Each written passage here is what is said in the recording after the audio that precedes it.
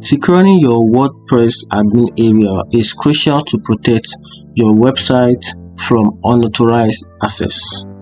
Hello everyone, in this video I'm going to show you how to password protect WordPress admin. So here are some effective methods to password protect your WordPress admin directory and secure your login page. So the first thing you have to do is using a directory privacy in cPanel.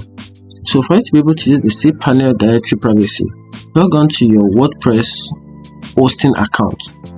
Access your hosting account CPL, which is cPanel. Navigate to the file section and click on directory privacy. Select the WP admin directory and find the public HTML folder and locate the WP admin directory.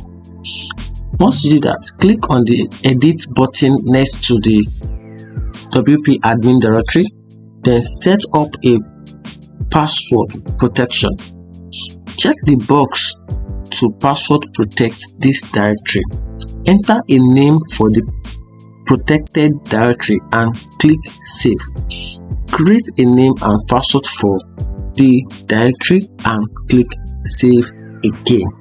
Once to perform all these steps, you can now password protected your WordPress admin page, and that's it. If you find this video helpful, like and follow for more.